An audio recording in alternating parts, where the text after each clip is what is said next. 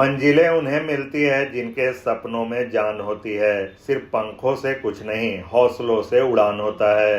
यह स्लोगन कोयलांचल की अनीता टुडू पर बिल्कुल सटीक बैठती है।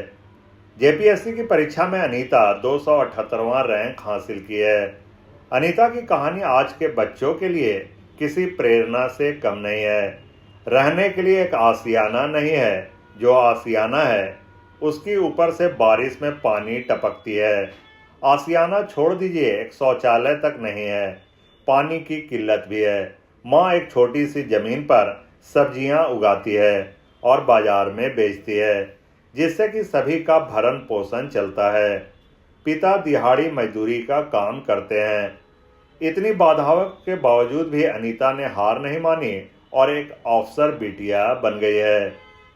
अनीता कहती है कि जीवन काफी कठिनाई भरा रहा, न रहने को सही से आशियाना है और ना शौचालय, और ना ही जिंदगी को जीने के लिए साधन। मुश्किल दौर को देखते हुए माँ हमेशा शादी के लिए मुझे परेशान करती रही। वह हमेशा कहती, बेटी शादी कर लो, घर की आर्थिक स्थिति अच्छी नहीं है। कई रिश्ते भी आए, लेकिन मैंने मना कर दिया। ये एक बीसीसीएल का क्वार्टर है जो कि बीसीसीएल द्वारा विस्थापित जो भी है। तो इसमें क्या है कि अपना घर नहीं है और घर के लिए आपको चाहिए जैसे अबुआ आवास, तो उसके लिए आपका ज़मीन होना भी चाहिए, बहुत कुछ कि कैसे होगा। तो अपना ज़मीन भी नहीं है और किससे कहा जाए, तो ये बहुत ही दर्दनाक था मेरे लिए। तो मुझे लगा कि शिक्षा और पढ़ाई ऐसा चीज़ है कि वो आपको हर चीज़ दिलवा सकता है।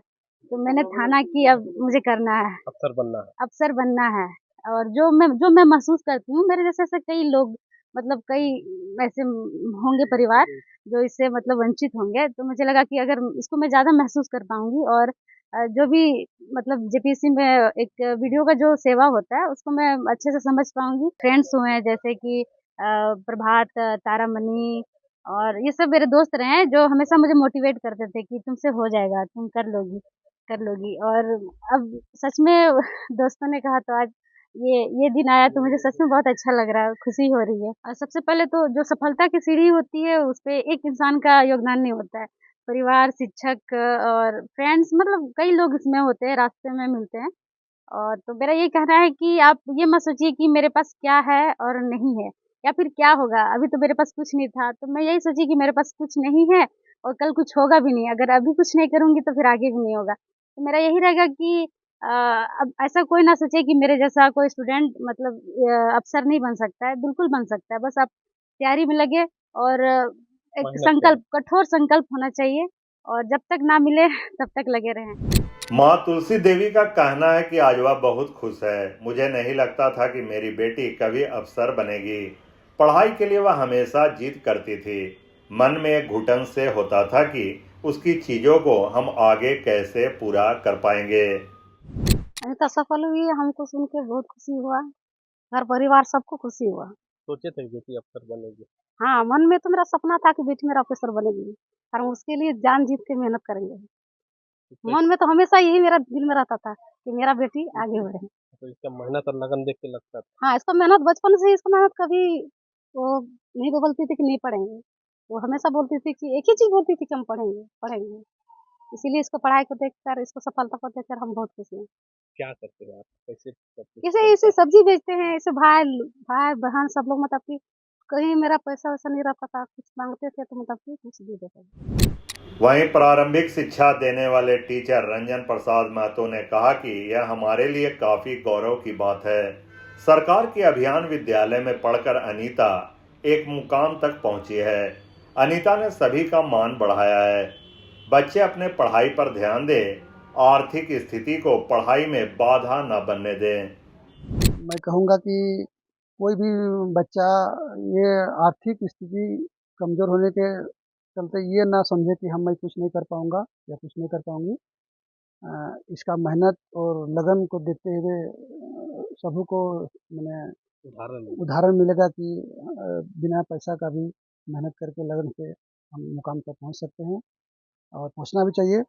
और हमको खुशी हुआ कि हमारा पढ़ाया हुआ बच्चा है।